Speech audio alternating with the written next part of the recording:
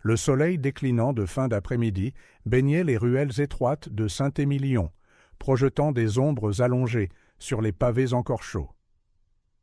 Jean-Pierre ajusta sa vieille casquette, ses yeux fatigués parcourant la liste de courses froissées dans sa main calleuse.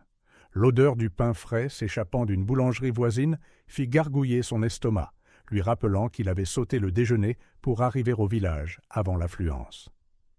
Tandis qu'il marchait sur le trottoir inégal, Jean-Pierre sentit sur lui les regards curieux des habitants. Il était une figure singulière ici, grand et robuste, avec des épaules larges, taillées par des années de labeur dans les vignes du domaine des Étoiles, contrastant avec les citadins en tenue de bureau et les touristes en robe d'été légère. Au détour d'un coin de rue, Jean-Pierre aperçut l'arrêt de bus et son cœur fit une embardée lorsqu'il reconnut une silhouette familière. Une femme aux cheveux bruns lui tournait le dos, penchée sur une poussette double. Son rire mélodieux résonna dans la rue, figeant Jean-Pierre sur place. Marie-Claire. Le temps sembla ralentir tandis que Jean-Pierre la regardait, incapable de bouger. Marie-Claire se redressa, révélant 2 jeunes enfants dans la poussette, un garçon et une fille, pas plus de 3 ans. Les jumeaux riaient, leurs visages illuminés par cette joie enfantine que Jean-Pierre n'avait pas vue depuis si longtemps. Un flashback soudain le frappa comme un coup de poing à l'estomac. La blancheur aseptisée du cabinet médical, le visage sombre du docteur Dubois, les mots qui avaient tout changé. « Je suis désolé, monsieur le moine, mais vous êtes stérile. » Le monde s'effondrant autour de lui, le rêve d'une famille se brisant comme un miroir. Jean-Pierre cligna des yeux, revenant au présent. Son regard traça les traits des jumeaux, et il sentit son sang se glacer dans ses veines. Le garçon avait sa mâchoire carrée, et la fille, ses yeux verts perçants. C'était comme regarder ses propres photos d'enfance. Il fit un pas en arrière, se cachant derrière un arbre feuillu, son cœur battant la chamade, tandis que son esprit s'emballait, essayant de comprendre ce qu'il voyait. Comment était-ce possible? Des années de tests, de traitements, d'espoirs anéantis, tout avait indiqué son incapacité à avoir des enfants. Marie-Claire se pencha de nouveau, ajustant la casquette du garçon. Le soleil scintillait dans ses cheveux, soulignant les quelques mèches grises qui n'étaient pas là la dernière fois que Jean-Pierre l'avait vue. De fines ridules autour de ses yeux parlaient de rires et de soucis qu'il n'avait pas partagés. Les jumeaux s'agitèrent, impatients d'explorer. Le garçon, Lucas, s'étira, essayant d'atteindre un ballon rouge flottant à proximité. Ses doigts potelés gigotaient, rappelant à Jean-Pierre comment il s'étirait pour atteindre les plus hautes branches des pommiers de son domaine. La fille, Léa, serrait quant à elle un livre illustré, ses yeux verts, si semblables aux siens, parcourant les pages avec une curiosité qu'il reconnaissait. Combien de fois était-il resté éveillé tard, dévorant des livres sur la viticulture et l'œnologie? Un bus s'arrêta, bloquant momentanément la vue de Jean-Pierre. Son cœur se serra, craignant que Marie-Claire et les enfants ne montent à bord et ne disparaissent à nouveau de sa vie.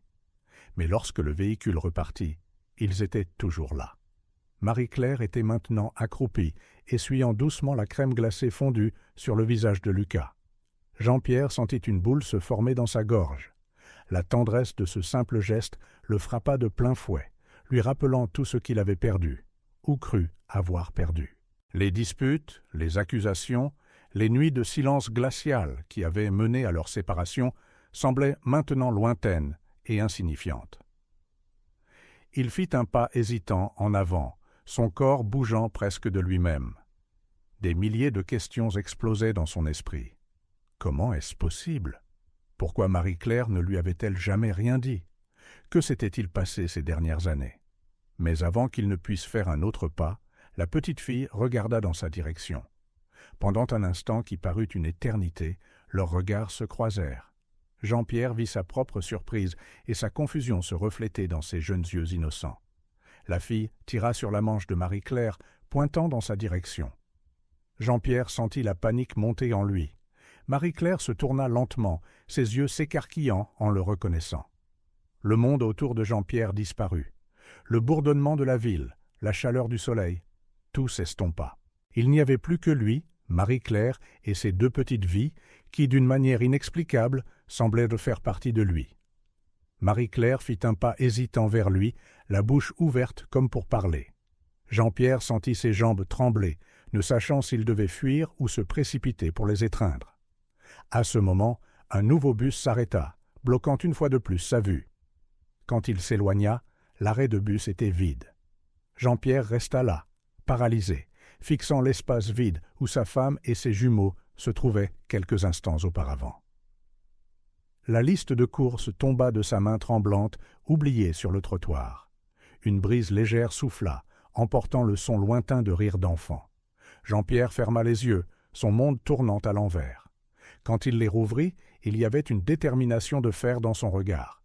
Il lui fallait des réponses, et il ne connaîtrait pas de repos avant de les avoir obtenues. Le grincement familier du portail du domaine résonna dans la propriété silencieuse, alors que Jean-Pierre le poussait. Le soleil couchant peignait le ciel de nuances orangées et rouges, jetant de longues ombres sur les vignobles qui avaient été sa fierté. Maintenant, il semblait aussi vide que son cœur. Jean-Pierre laissa sa camionnette à mi-chemin sur le chemin de terre, trop distrait pour la garer correctement. Ses pas lourds le menèrent au porche en bois, où il s'effondra dans le vieux fauteuil à bascule. Le craquement rythmé du bois était le seul son, à part sa respiration saccadée. Fermant les yeux, Jean-Pierre ne pouvait chasser l'image des jumeaux. Ses yeux verts, la mâchoire forte du garçon. C'était comme se regarder dans un miroir du passé. Comment était-ce possible? Des années de douleur, de frustration et finalement de résignation face à un diagnostic cruel défilèrent dans son esprit comme un film au ralenti. Le grincement du fauteuil le transporta à une autre époque, 7 ans plus tôt. « Allez, Marie-Claire, c'est bientôt l'heure !» cria Jean-Pierre du bas de l'escalier, ses mains tremblant d'excitation alors qu'il tenait les clés de la voiture. Marie-Claire descendit en courant, le visage rayonnant d'espoir. « Je suis prête. Tu penses que cette fois… » Jean-Pierre la serra dans ses bras, enfouissant son visage dans ses cheveux parfumés. « Il le faut, ma chérie. Nous avons essayé si longtemps. » Le trajet vers la clinique de fertilité fut rempli de discussions animées sur les prénoms de bébés et les projets d'avenir. Après 2 ans de tentatives, de tests et de déceptions, ce nouveau traitement semblait être la lumière au bout du tunnel. Dans la salle d'attente, Jean-Pierre tenait la main de Marie-Claire, leurs doigts entrelacés comme un symbole de leur unité face à l'adversité. Quand l'infirmière appela le nom de Marie-Claire, ils se levèrent tous les deux, le cœur battant. Le docteur Dubois les accueillit avec un sourire chaleureux, mais Jean-Pierre remarqua une ombre dans ses yeux. Ils s'assirent au bureau du médecin, la prise de Marie-Claire sur la main de Jean-Pierre se resserrant. « Monsieur et Madame Lemoine, » commença le docteur Dubois, sa voix douce mais ferme. « J'ai les résultats des derniers tests. » Jean-Pierre sentit le monde ralentir, chaque mot du médecin tombant comme une pierre dans un lac calme, envoyant des ondes de choc à travers sa conscience. « Je suis désolé, monsieur Lemoine, mais vous êtes stérile. » Le silence qui suivit fut assourdissant. Jean-Pierre se sentit comme s'il avait été frappé à l'estomac. À côté de lui, Marie-Claire laissa échapper un sanglot étouffé. « Mais comment ?» réussit finalement à demander Jean-Pierre, la voix rauque. « Nous avons fait tant de tests. » Le docteur Dubois expliqua patiemment des complications médicales que Jean-Pierre pouvait à peine comprendre.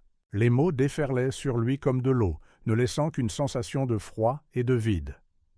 Marie-Claire posait des questions, la voix tremblante mais déterminée. Jean-Pierre admirait sa force, alors même qu'il se sentait sombrer dans un gouffre de désespoir et d'inadéquation. Le retour à la maison fut silencieux, un contraste frappant avec le trajet plein d'espoir de l'allée. Jean-Pierre conduisait machinalement, les yeux fixés sur la route, mais l'esprit à des kilomètres de là. Dans les mois qui suivirent, le domaine qui avait été un refuge devint un rappel constant de ce qu'il ne pouvait pas avoir. Chaque veau nouveau-né, chaque couvée de poussins était comme un couteau se tordant dans la poitrine de Jean-Pierre. Marie-Claire essaya de rester optimiste, parlant d'adoption et d'autres options, mais Jean-Pierre se replia davantage sur lui-même, passant de longues heures dans les vignes pour éviter les regards apitoyés des voisins et les questions bien intentionnées sur le moment où ils auront des enfants. Les disputes commencèrent subtilement, de petites irritations qui auraient été ignorées autrefois, se transformant maintenant en discussions animées.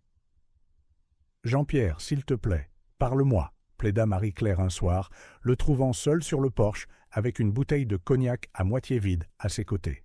« Qu'y a-t-il à dire » répondit-il amèrement. « Je suis un échec, comme homme, comme mari. Je ne peux pas te donner ce que tu veux le plus. » Marie-Claire s'agenouilla devant lui, des larmes brillant dans ses yeux. « C'est toi que je veux, Jean-Pierre.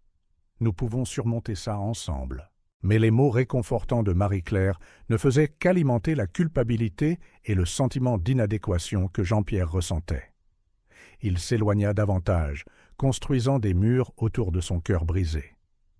Les nuits devinrent un champ de bataille silencieux où il n'y avait plus qu'un gouffre grandissant. Jean-Pierre se jeta dans le travail, s'épuisant physiquement dans l'espoir d'échapper à la douleur émotionnelle. Marie-Claire, quant à elle, se plongea dans des livres sur la fertilité et les traitements alternatifs. La détermination que Jean-Pierre avait autrefois admirée l'agaçait maintenant. Chaque nouvelle suggestion, chaque brochure d'une clinique spécialisée ressemblait à un rappel de son échec. « Peut-être que si nous essayions cette nouvelle thérapie, » commença Marie-Claire un matin, tenant une brochure colorée. Jean-Pierre explosa, faisant tomber sa tasse de café de la table. « Assez, Marie-Claire, ne vois-tu pas que c'est inutile? C'est moi qui suis inutile ?» Le bruit de la porcelaine brisée résonna dans la cuisine, un symbole approprié de l'état de leur mariage. Jean-Pierre cligna des yeux, revenant au présent. Le fauteuil à bascule s'était arrêté, et il réalisa que des larmes silencieuses coulaient sur son visage. Le ciel était maintenant sombre, parsemé d'étoiles qui semblaient se moquer de sa solitude. Se levant lentement, ses muscles protestant après des heures d'immobilité, Jean-Pierre entra dans la maison vide. Des photos poussiéreuses sur le mur capturaient des temps plus heureux. Son mariage, les anniversaires, les vacances. Sur chacune, lui et Marie-Claire souriaient, pleins d'espoir pour l'avenir.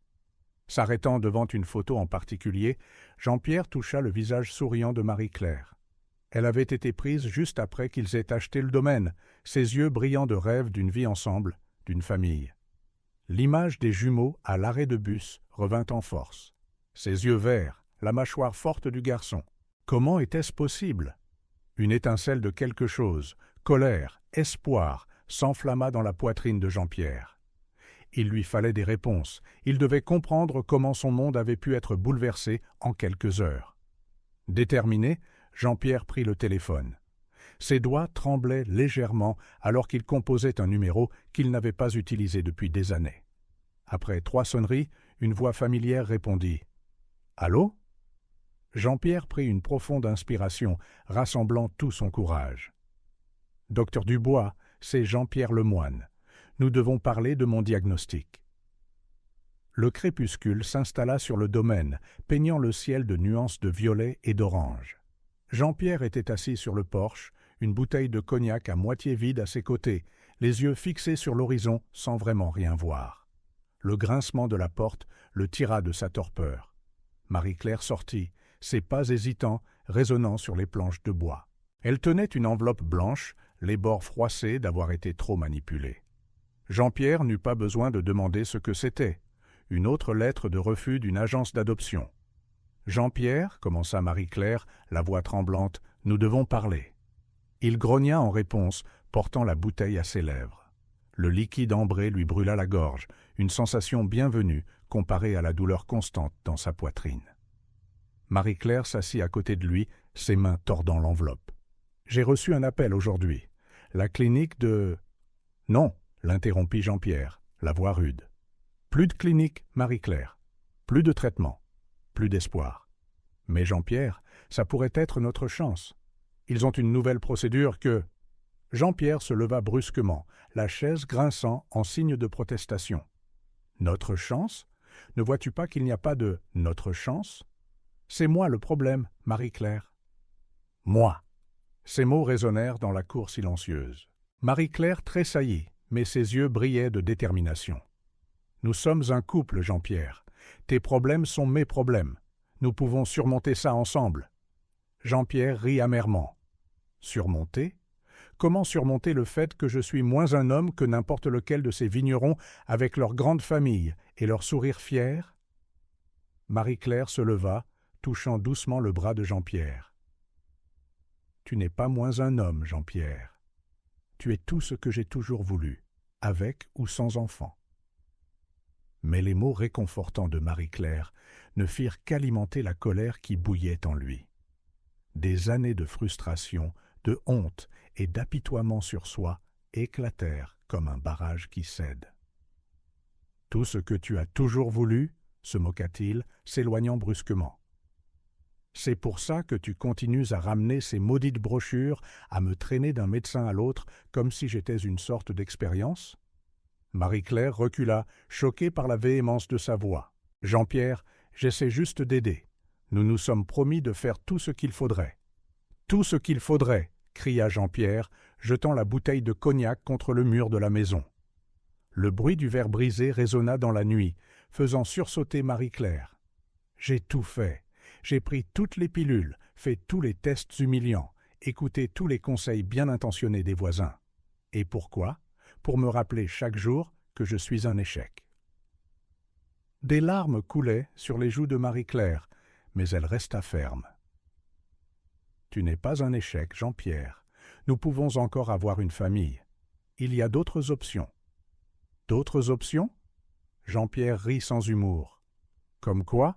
Demander à un type du village de faire le travail que je ne peux pas faire ? C'est ça que tu veux, Marie-Claire ?» La gifle de Marie-Claire claqua dans le silence qui suivit. Jean-Pierre resta abasourdi, l'empreinte rouge de sa main brûlant sur sa joue. « Comment oses-tu » murmura Marie-Claire, sa voix tremblant de colère et de blessure. « Après tout ce que nous avons traversé, comment peux-tu penser ça de moi ?» La rage de Jean-Pierre se dissipa aussi vite qu'elle était venue, ne laissant qu'un vide douloureux. Il fit un pas vers Marie-Claire, le regret inondant ses yeux. « Marie-Claire, je... » Mais avant qu'il ne puisse finir, il trébucha, encore étourdi par l'alcool. Son bras se balança instinctivement pour se stabiliser, frappant Marie-Claire au passage. Elle tomba, heurtant la balustrade du porche, avec un cri étouffé. Le temps se figea. Jean-Pierre fixa ses mains avec horreur, puis Marie-Claire, qui se recroquevillait contre la balustrade, les yeux écarquillés de peur. « Mon Dieu, Marie-Claire, je ne voulais pas. Je ne ferai jamais. » balbutia Jean-Pierre, faisant un pas vers elle. Marie-Claire se releva rapidement, gardant ses distances. « Ne t'approche pas de moi, » dit-elle, sa voix ferme malgré ses larmes. Jean-Pierre se sentit comme s'il avait été frappé à l'estomac. La réalisation de ce qu'il avait failli faire le frappa de plein fouet. « S'il te plaît, Marie-Claire, c'était un accident. Je ne te ferai jamais de mal. » Mais Marie-Claire entrait déjà dans la maison, ses sanglots résonnant dans la nuit. Jean-Pierre la suivit, le cœur martelant dans sa poitrine. Il la trouva dans la chambre, jetant des vêtements dans une valise sur le lit. « Qu'est-ce que tu fais » demanda-t-il, sa voix à peine plus qu'un murmure. Marie-Claire ne le regarda pas, continuant à faire ses bagages. « Je pars, Jean-Pierre. Je ne peux plus continuer comme ça. »« Non, Marie-Claire, s'il te plaît, » supplia Jean-Pierre, la sobriété revenant en force face à la panique. « C'était un accident, je te le promets. » « Je ne... » Marie-Claire se tourna enfin pour lui faire face, les yeux rouges et gonflés, mais résolus. « Ce n'est pas seulement ce soir, Jean-Pierre. Ce sont les derniers mois, les cris, le silence, l'alcool. Je ne reconnais plus l'homme que j'ai épousé. » Chaque mot était comme un couteau dans le cœur de Jean-Pierre. Il savait qu'elle avait raison. Il s'était perdu dans sa propre douleur et sa frustration, entraînant Marie-Claire avec lui. « Nous pouvons arranger ça, » dit-il doucement. « J'arrêterai de boire. Je demanderai de l'aide. Ne pars pas. » Marie-Claire ferma la valise et, prenant une profonde inspiration, dit « Je t'aime, Jean-Pierre. Je t'aimerai toujours. Mais je ne peux pas rester et te regarder te détruire. Et je ne peux pas risquer qu'un jour tu me fasses vraiment du mal. » Jean-Pierre sentit les larmes lui piquer les yeux. Il voulait la retenir, la serrer dans ses bras, lui promettre que tout irait bien. Mais la peur dans ses yeux le garda figé sur place. Marie-Claire prit la valise et se dirigea vers la porte. Elle s'arrêta un instant, regardant en arrière. « J'espère que tu trouveras la paix, Jean-Pierre. Et quand tu l'auras trouvée, peut-être, Peut-être que nous pourrons réessayer. Jean-Pierre resta immobile, incapable de bouger, alors que Marie-Claire descendait les escaliers. Il entendit la porte d'entrée s'ouvrir et se fermer, le bruit d'un moteur de voiture, puis le silence. Ce n'est que lorsque les premiers rayons du soleil commencèrent à filtrer à travers la fenêtre que Jean-Pierre bougea. Il descendit lentement, une partie de lui espérant encore que c'était un cauchemar, que Marie-Claire serait dans la cuisine en train de faire du café comme toujours. Mais la maison était vide. Sur la table de la cuisine, l'alliance de Marie-Claire scintillait, seule, à côté d'une note pliée. D'une main tremblante, Jean-Pierre ouvrit la note. « Quand tu seras prêt à être l'homme que je sais que tu es, je t'attendrai. Avec amour, Marie-Claire. » Jean-Pierre tomba à genoux, des sanglots secouant son corps. La réalité de ce qu'il avait perdu, de ce qu'il avait jeté, le frappa de plein fouet. Dehors, le soleil se levait sur le domaine. Un nouveau jour commençait. Mais pour Jean-Pierre, c'était comme si son monde venait de s'éteindre. Le petit appartement faiblement éclairé semblait suffocant ce matin-là. Marie-Claire était assise au bord du lit défait, fixant le test de grossesse dans sa main tremblante. 2 lignes roses, insolentes, défiant toute logique et tout ce qu'elle croyait possible. Enceinte. Après des années de tentatives frustrées, d'espoirs anéantis, un mariage brisé, elle était enceinte. Marie-Claire laissa échapper un rire incrédule qui se transforma rapidement en sanglots. Des larmes coulaient sur son visage alors qu'une tempête d'émotions faisait rage en elle. Joie, peur, confusion, culpabilité. Se levant sur des jambes chancelantes, Marie-Claire se dirigea vers la fenêtre. La ville inconnue s'étendait devant elle, une jungle de béton si différente des champs verdoyants du domaine qu'elle appelait autrefois sa maison. 3 semaines s'étaient écoulées depuis la nuit où elle avait quitté Jean-Pierre, et chaque jour ressemblait à une bataille pour s'adapter à cette nouvelle vie. Instinctivement, sa main se posa sur son ventre, encore plat. Un miracle grandissait en elle, la réalisation d'un rêve qu'elle et Jean-Pierre avaient partagé si longtemps. Jean-Pierre. Le nom envoya une vague d'émotions contradictoires à travers elle. Marie-Claire se tourna vers le miroir de la chambre, étudiant son reflet. Ses yeux étaient gonflés de larmes, des cernes sombres gravées sous eux, témoignage silencieux de nuit blanche à rejouer les derniers mois turbulents de son mariage. L'image du visage de Jean-Pierre, tordu de colère cette dernière nuit, la hantait encore. « Que dois-je faire » murmura-t-elle à son reflet, comme si elle attendait de lui qu'il ait les réponses. Marie-Claire s'assit à la petite table de la cuisine, un bloc-notes devant elle. Un stylo à la main, elle commença à lister ses pensées, une méthode qui l'aidait toujours à organiser son esprit en temps de crise. Pour dire à Jean-Pierre, il a le droit de savoir. Il va être père. Ce pourrait être une chance de réconciliation. L'enfant mérite de connaître son père. Contre, le comportement instable de Jean-Pierre ces derniers mois. Le risque qu'il ne la croie pas ou l'accuse de trahison. La possibilité qu'il exige son retour même s'il n'est pas prêt. La peur que le stress puisse nuire à la grossesse. Marie-Claire regarda la liste, sentant le poids de la décision sur ses épaules. Elle aimait toujours Jean-Pierre, malgré tout. L'homme qu'elle avait épousé, gentil, fort, plein de rêves, était toujours là quelque part, enfoui sous des couches de blessures et de frustration. Mais le Jean-Pierre des derniers mois, Marie-Claire frissonna au souvenir des cris, des bouteilles brisées, de la peur qu'elle avait ressentie cette dernière nuit. Elle ne pouvait pas risquer la sécurité de son bébé. De ses bébés, se corrigea-t-elle mentalement, la possibilité de jumeaux lui traversant soudain l'esprit. Avec un lourd soupir, Marie-Claire prit le téléphone. Ses doigts planèrent sur les chiffres, l'envie d'appeler Jean-Pierre presque irrésistible. Mais ensuite, elle se souvint du regard dans ses yeux cette nuit-là, la rage mêlée de désespoir. Et s'il ne la croyait pas? Et s'il l'accusait de l'avoir trompée? Le stress d'une telle confrontation pourrait être dangereux pour la grossesse. Prenant une profonde inspiration, Marie-Claire composa un autre numéro. « Allô, maman ?» Sa voix tremblait légèrement. « J'ai besoin d'une faveur. » Dans les semaines qui suivirent, Marie-Claire se retrouva dans un tourbillon d'activités. Sa mère, inquiète mais compréhensive, l'aida à trouver un appartement dans une ville lointaine, assez loin pour que Jean-Pierre ne la trouve pas facilement, mais assez proche pour que sa famille puisse l'aider. Chaque carton emballé, chaque décision prise pesait sur son cœur. Marie-Claire savait qu'elle privait Jean-Pierre de la chance d'être père, quelque chose qu'il avait toujours désespérément voulu. Mais le souvenir de son comportement erratique, de l'alcool, de la quasi-violence, renforçait sa résolution. « C'est pour les bébés », se murmurait-elle, caressant son ventre, un rituel qui devint de plus en plus fréquent. Le jour du déménagement arriva avec une aube nuageuse. Marie-Claire jeta un dernier regard sur le petit appartement qui avait été son refuge ces dernières semaines. Des larmes silencieuses coulaient sur son visage alors qu'elle fermait la porte, sachant qu'elle fermait aussi un chapitre de sa vie. Le voyage vers la nouvelle ville fut long et silencieux.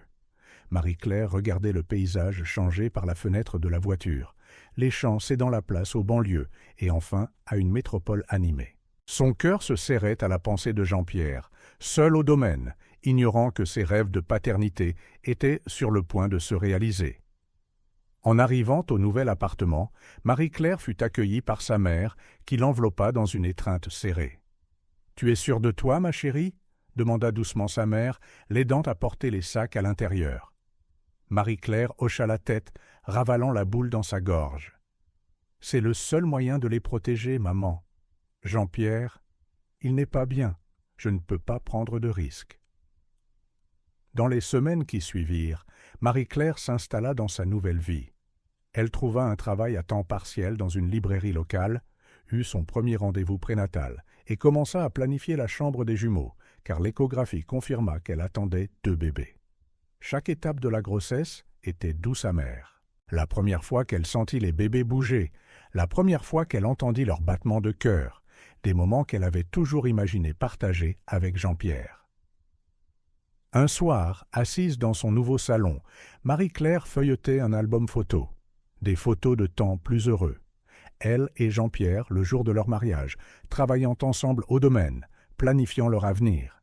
Ses doigts tracèrent le visage souriant de Jean-Pierre sur l'une des photos.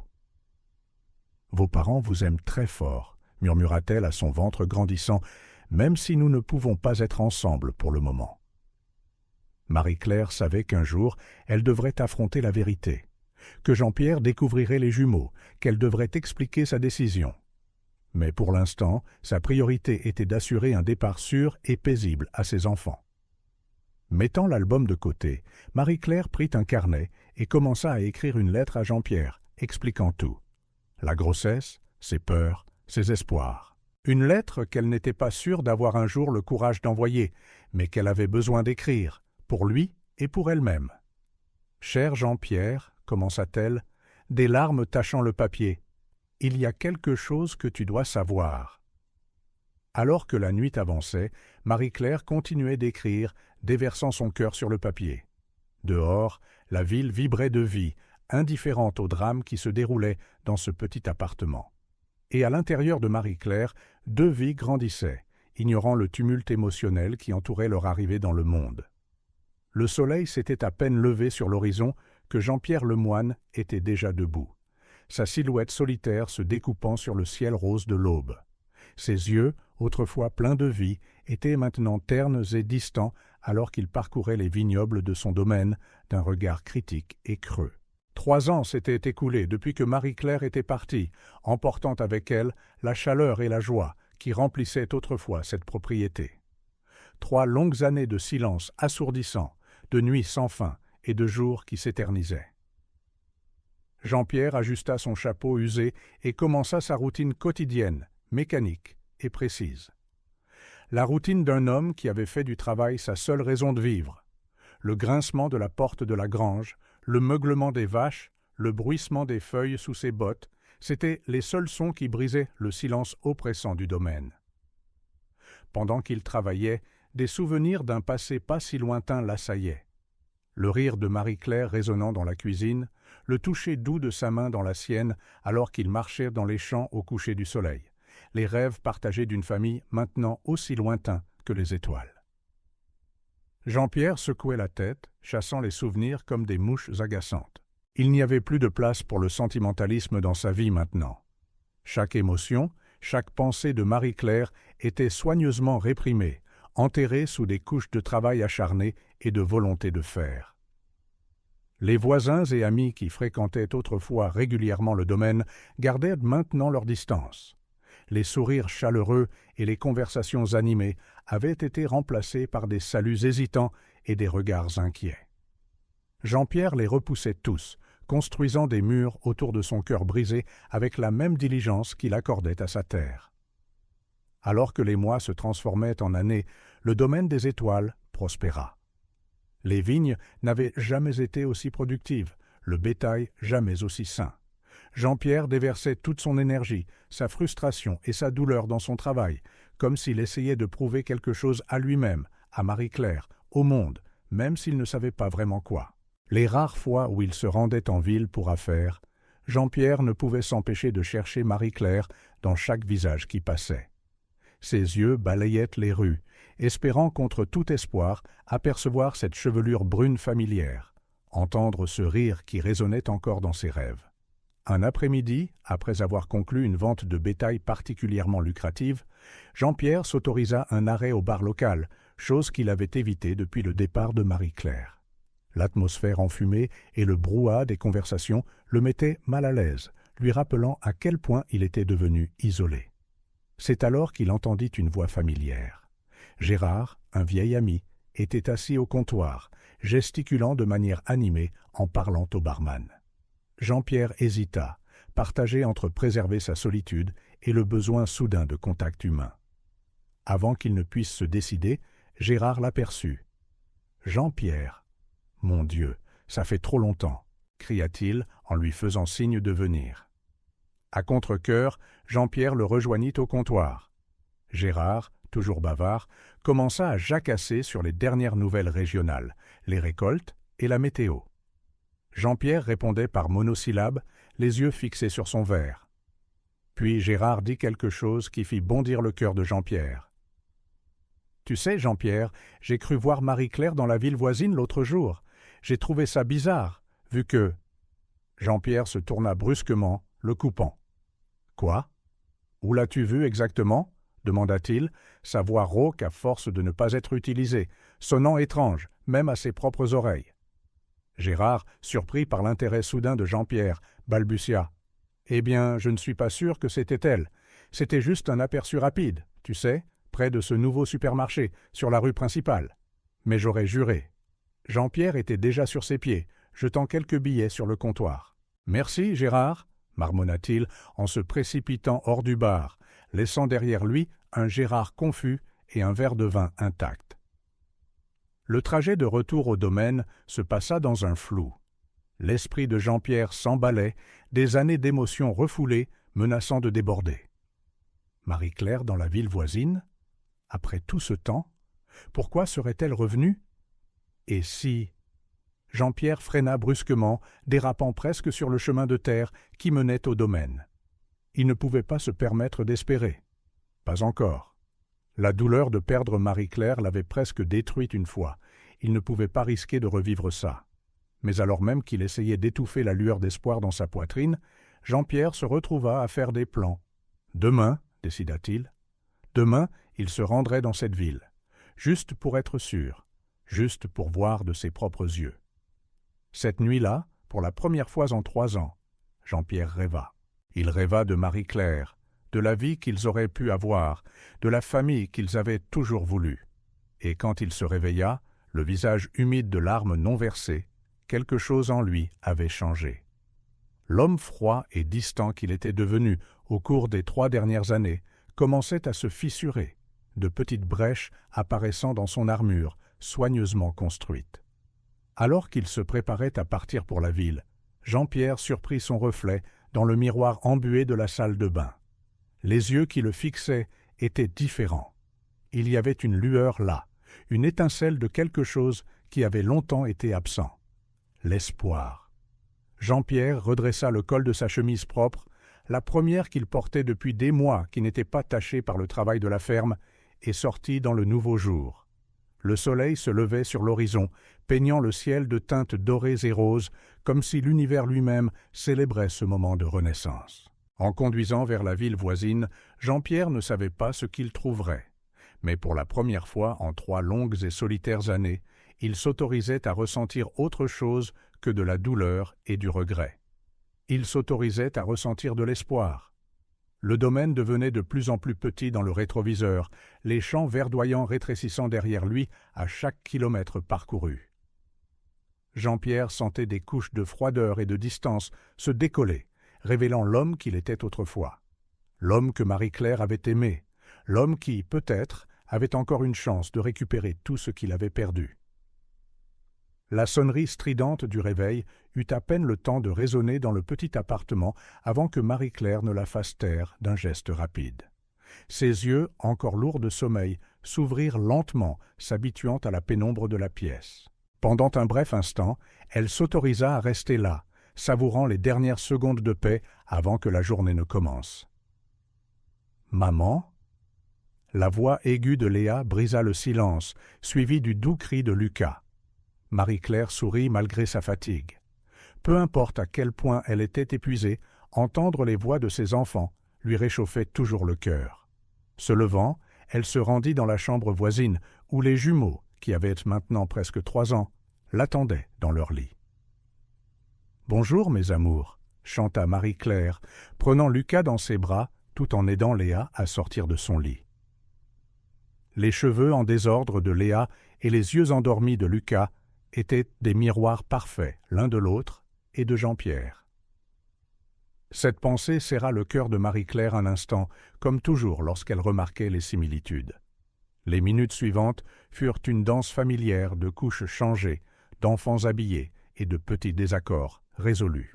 Marie-Claire se déplaçait dans l'appartement avec l'efficacité de quelqu'un qui avait perfectionné une routine par nécessité et par répétition. « Léa, ma chérie, s'il te plaît, mange tes fruits. »« Lucas, regarde maman, le lait est bon, tu vois ?» Jonglant avec 2 bambins têtus, se préparant pour le travail et essayant de boire son café maintenant froid, Marie-Claire sentit cette vague familière d'épuisement et de culpabilité. En faisait-elle assez? Est-ce que les enfants manquaient d'avoir un père? Le visage de Jean-Pierre lui revint en mémoire, comme si souvent. Que penserait-il s'il pouvait voir ses enfants maintenant? La fierté dans ses yeux quand Léa a prononcé son premier mot, l'inquiétude quand Lucas a eu une forte fièvre il y a quelques mois. Toutes ces expériences, ces moments précieux, Jean-Pierre les manquait. Marie-Claire secoua la tête, repoussant ses pensées. Elle ne pouvait pas se permettre de se perdre dans des « et si » en ce moment. Il y avait une journée bien remplie devant elle. Après avoir déposé les enfants à la crèche, un luxe qu'elle pouvait à peine se permettre, mais dont elle avait besoin pour travailler, Marie-Claire se précipita vers la petite librairie où elle travaillait à temps partiel. Le reste de son temps était partagé entre des travaux de traduction en freelance et s'occuper des jumeaux. Les heures à la librairie passèrent dans un flou de clients, de rangement d'étagères et de traitement des commandes. Marie-Claire aimait être entourée de livres, l'odeur des pages fraîches et la promesse d'histoires inédites. Parfois, elle se surprenait à jeter un coup d'œil à la section agriculture, pensant à Jean-Pierre et au domaine qu'elle appelait autrefois sa maison. À la fin de son service, Marie-Claire se dépêcha d'aller chercher les enfants. Le trajet de retour à la maison fut rempli des récits animés de la journée de Léa et des commentaires occasionnels de Lucas, toujours le plus calme des deux. En passant devant le parc local, Marie-Claire entendit une voix familière l'appeler. « Marie-Claire ? Marie-Claire Lemoine, c'est bien toi ?» Se retournant, Marie-Claire se retrouva face à face avec Sophie, une vieille amie de l'époque où elle vivait au domaine avec Jean-Pierre. Son cœur battait la chamade, un mélange de joie de revoir un visage familier et de peur de ce que ce lien avec son passé pourrait entraîner. « Sophie, quelle surprise de te voir ici !» réussit à dire Marie-Claire, forçant un sourire alors qu'elle rapprochait instinctivement les jumeaux d'elle. Les yeux de Sophie s'écarquillèrent à la vue des enfants. « Oh mon Dieu, Marie-Claire, ce sont les tiens? Ils sont adorables, et ils ressemblent tellement à… » Sa voix s'éteignit, la phrase inachevée flottant entre elles. Marie-Claire sentit son estomac se tordre. « Oui, ce sont Léa et Lucas, » dit-elle doucement, passant la main dans les cheveux des jumeaux. « Les enfants, dites bonjour à Madame Sophie. » Tandis que les enfants la saluaient timidement, Marie-Claire pouvait voir les rouages tourner dans l'esprit de Sophie. La surprise, suivi de la reconnaissance, puis de la pitié ou de la désapprobation. « Marie-Claire, je ne savais pas que tu avais des enfants, commença Sophie, hésitante. Jean-Pierre n'a jamais mentionné. » Le nom de Jean-Pierre flottait dans l'air, chargé de questions non posées et de vérités cachées. Marie-Claire prit une profonde inspiration, se préparant à la conversation qu'elle savait devoir avoir un jour. « Sophie, c'est une longue histoire. Peut-être qu'on pourrait prendre un café un de ces jours et en parler. » Sophie hocha la tête, les yeux toujours fixés sur les jumeaux. « Bien sûr, j'adorerais ça. C'est juste que... » Marie-Claire, il ressemble tellement à Jean-Pierre. Est-ce qu'il sait? La question flottait, lourde et inévitable. Marie-Claire sentit les larmes menacer de couler, mais les retint. C'est compliqué, Sophie. S'il te plaît, comprends. J'ai fait ce que je pensais être le mieux pour protéger mes enfants. Sophie semblait vouloir en dire plus, mais quelque chose dans le regard de Marie-Claire l'arrêta. À la place, elle hocha simplement la tête, un mélange de compréhension et d'inquiétude dans les yeux. « Eh bien, c'était super de te revoir, Marie-Claire, et de rencontrer ces adorables petits. J'espère qu'on pourra se voir bientôt pour parler davantage. » Après le départ de Sophie, Marie-Claire resta un instant immobile, sentant le poids de son secret plus que jamais. Léa tira sur sa main, la ramenant à la réalité. « Maman, c'était qui cette dame ?» demanda Léa, ses grands yeux verts, si semblables à ceux de Jean-Pierre, débordant de curiosité. Marie-Claire força un sourire. « Juste une vieille amie, ma chérie. Rentrons, il se fait tard. » En marchant, Marie-Claire ne pouvait s'empêcher de penser à la façon dont son passé et son présent s'étaient heurtés dans cette brève rencontre. Sophie connaissait Jean-Pierre, gardait probablement encore le contact. Combien de temps faudrait-il pour que la nouvelle des jumeaux lui parvienne? Cette nuit-là, après avoir couché les enfants, Marie-Claire s'assit à la table de la cuisine, avec une vieille boîte de souvenirs ouverte devant elle. Des photos de temps plus heureux, des lettres non envoyées, le test de grossesse qui a tout changé. Tous les fragments d'une vie qui semblaient s'être déroulés il y a des siècles. Prenant une photo de Jean-Pierre, Marie-Claire traça les contours de son visage avec son doigt. « Qu'est-ce que je fais ?» murmura-t-elle à l'image silencieuse. « Comment puis-je les protéger tout en étant juste envers toi ?» Les réponses ne vinrent pas. Seul le son doux de la respiration des jumeaux dans la pièce voisine lui rappelait ce qui était en jeu. Avec un soupir, Marie-Claire remit la photo et ferma la boîte. Demain serait un autre jour, rempli des défis et des joies de la maternité célibataire. Mais maintenant que son passé menaçait de la rattraper, Marie-Claire savait que des décisions difficiles devraient bientôt être prises. L'avenir, autrefois si certain, était maintenant trouble et incertain. Mais il y avait une chose que Marie-Claire savait avec certitude. Elle ferait tout pour protéger ses enfants, peu importe le coût. Le grondement de la vieille camionnette de Jean-Pierre résonnait dans les rues de la ville voisine, brisant le calme matinal. Depuis des semaines, depuis sa conversation avec Gérard au bar, Jean-Pierre faisait ses voyages, ses yeux perçants scrutant chaque visage, chaque coin de rue, espérant un aperçu de Marie-Claire. Le cœur de Jean-Pierre s'emballait chaque fois qu'il voyait une femme aux cheveux bruns passer pour sombrer à nouveau quand il réalisait que ce n'était pas elle. La ville, autrefois si ordinaire, ressemblait maintenant à un labyrinthe de possibilités et de déceptions. Se garant près du supermarché que Gérard avait mentionné, Jean-Pierre coupa le moteur et s'assit un instant, ses mains agrippant le volant. « Qu'est-ce que je fais ?» se murmura-t-il. Une partie de lui savait que c'était insensé, qu'après 3 ans, Marie-Claire pouvait être n'importe où. Mais une autre partie, celle qui n'avait jamais cessé de l'aimer, ne pouvait pas abandonner. Sortant de la camionnette, Jean-Pierre se promena lentement le long du trottoir, son regard balayant chaque magasin, chaque café. C'est alors qu'il passa devant une petite librairie et que quelque chose attira son attention. Dans la vitrine, parmi les livres exposés, se trouvait un dépliant pour un club de lecture. Le nom Marie-Claire était écrit à la main dans un coin. Le cœur de Jean-Pierre bondit. Serait-ce elle ? Se précipitant à l'intérieur, la cloche au-dessus de la porte annonçant son entrée, Jean-Pierre se dirigea vers le comptoir. « Excusez-moi, commença-t-il, la voix rauque d'anxiété. Se dépliant dans la vitrine, la Marie-Claire mentionnée. La connaissez-vous » La jeune femme derrière le comptoir le regarda avec curiosité. « Marie-Claire »« Oh oui, elle travaille ici à temps partiel. »« Pourquoi, vous la connaissez » Jean-Pierre sentit le sol se dérober sous ses pieds. Marie-Claire, si proche, depuis tout ce temps. « Oui, nous sommes de vieux amis. Quand sera-t-elle là » L'employé hésita, clairement mal à l'aise, avec l'intensité de Jean-Pierre. « Je suis désolé, je ne peux pas donner d'informations sur nos employés. Mais si vous souhaitez laisser un message… » Jean-Pierre secoua la tête, marmonnant un remerciement avant de sortir rapidement. Dehors, il s'appuya contre le mur de la librairie, le cœur battant. Marie-Claire était là. Elle était vivante, en bonne santé. Elle travaillait. Mais pourquoi n'était-elle pas revenue? Pourquoi n'avait-elle pas pris contact? Au cours des jours suivants, Jean-Pierre partagea son temps entre l'entretien du domaine et la surveillance de la librairie à distance, attendant toujours. Mais Marie-Claire restait insaisissable, comme un fantôme qu'il ne pouvait pas attraper. C'est lors d'un après-midi particulièrement frustrant que Jean-Pierre prit une décision.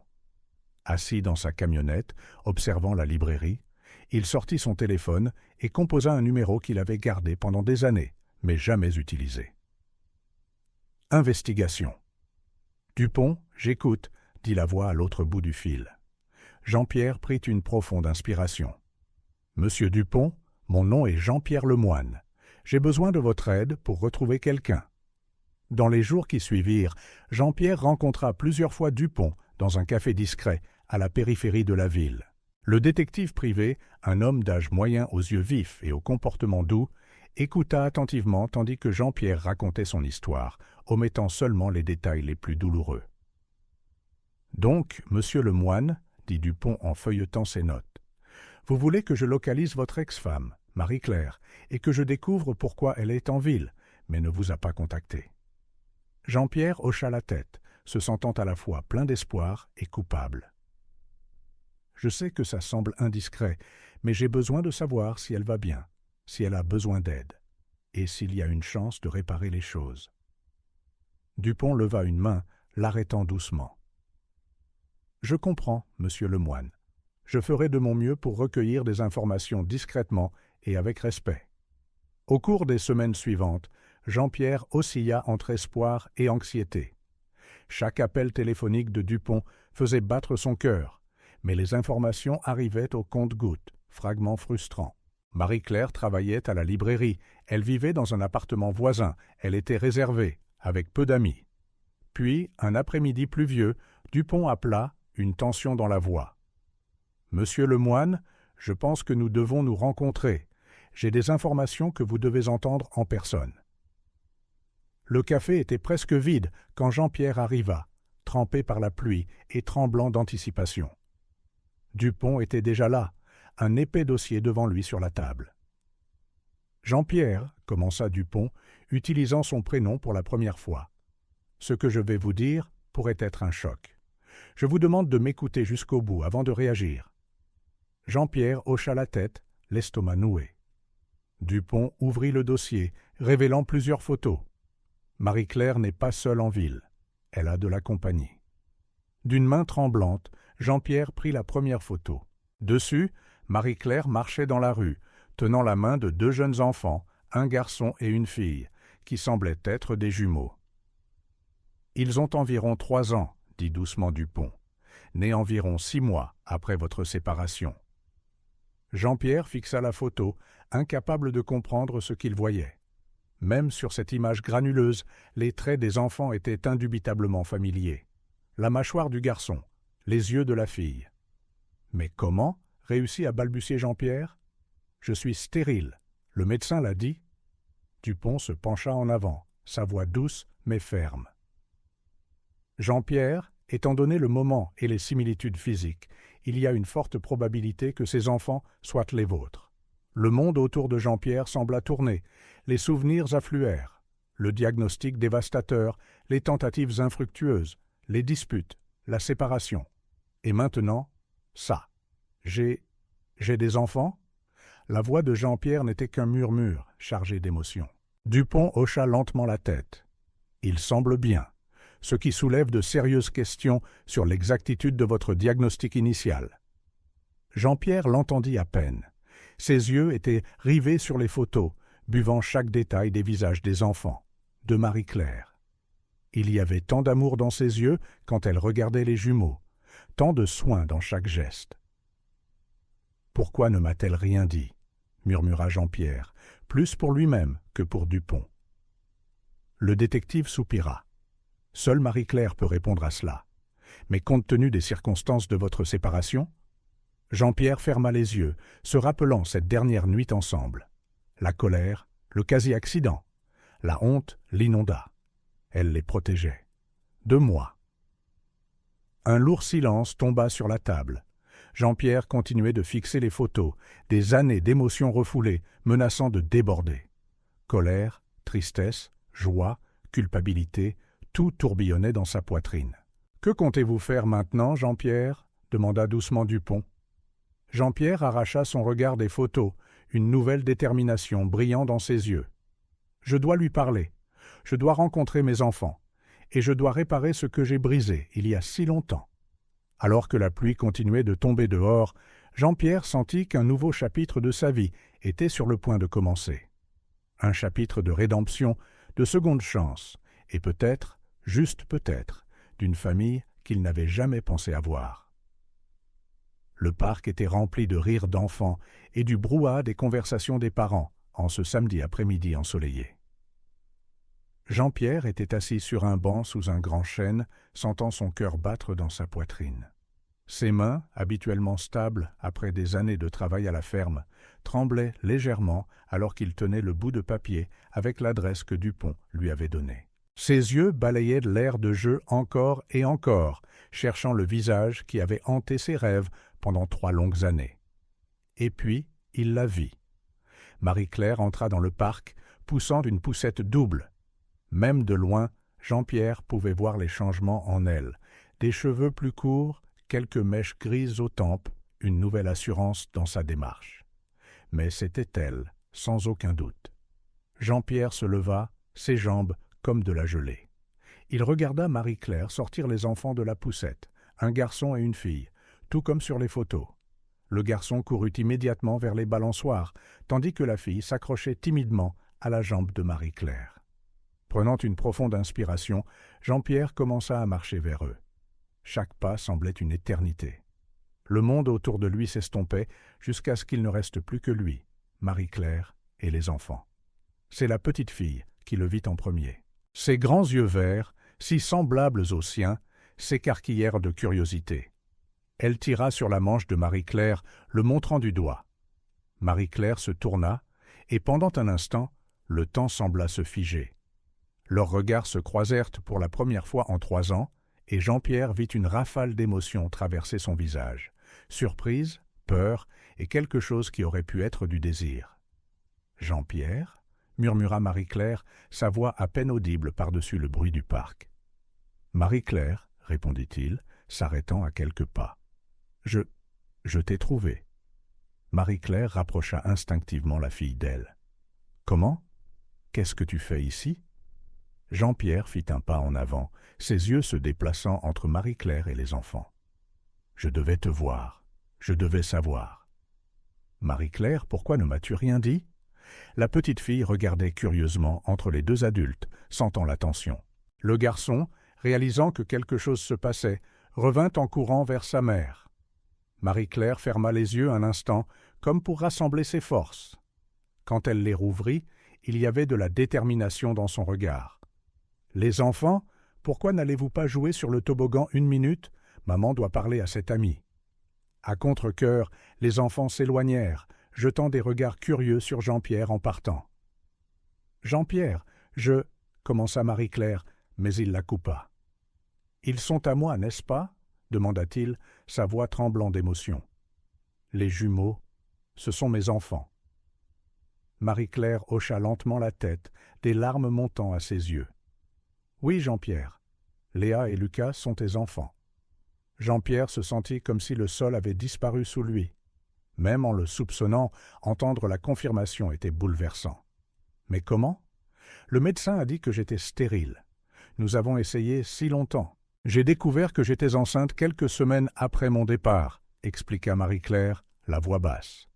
C'était un choc pour moi aussi.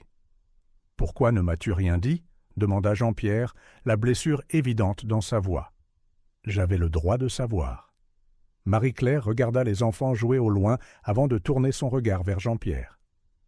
Te souviens-tu comment tu étais à l'époque, Jean-Pierre? L'alcool, la colère. J'avais peur. Peur de ta réaction.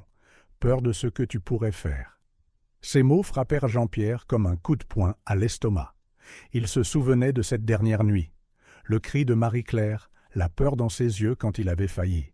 « Je ne vous aurais jamais fait de mal, ni à toi, ni aux enfants, » dit-il, la voix brisée. « Je le sais maintenant, Jean-Pierre, » répondit doucement Marie-Claire. « Mais à l'époque, je devais les protéger, même si cela signifiait te tenir à l'écart. » Jean-Pierre regarda Léa et Lucas, absorbant chaque détail de leur visage, de leurs mouvements. « Ils sont si parfaits, » murmura-t-il. Un petit sourire apparut sur le visage de Marie-Claire. « Ils le sont. Léa a ton tempérament, tu sais. Et Lucas? Eh bien, il aime la nature autant que toi. » Pendant un instant, ils restèrent silencieux, regardant les enfants jouer. Jean-Pierre sentit son cœur se gonfler d'une manière qu'il n'aurait jamais cru possible. Il avait des enfants, une famille. Mais ensuite, un doute lancinant fit surface. « Marie-Claire, commença-t-il, hésitant, « j'ai besoin d'être sûr. Tu comprends, n'est-ce pas?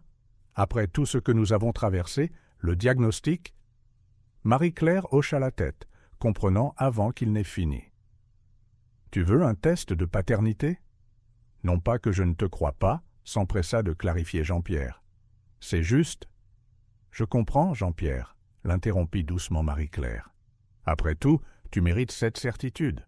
Et honnêtement, ce serait peut-être bien pour nous deux d'avoir une confirmation officielle. » Jean-Pierre sentit une vague de soulagement et de gratitude. « Merci, Marie-Claire. Je veux faire partie de leur vie. Si tu me le permets. » Marie-Claire le regarda longuement, comme pour l'évaluer. « Beaucoup de choses ont changé, Jean-Pierre. Nous avons tous les deux changé. Ce ne sera pas facile. »« Je sais, » répondit Jean-Pierre, la voix ferme. « Mais je suis prêt à faire tout ce qu'il faudra. Pour eux et pour toi, si tu me donnes une chance. » À ce moment-là, Léa et Lucas revinrent en courant. « Maman, c'est qui ?» demanda Léa, ses yeux curieux fixés sur Jean-Pierre. Marie-Claire et Jean-Pierre échangèrent un regard.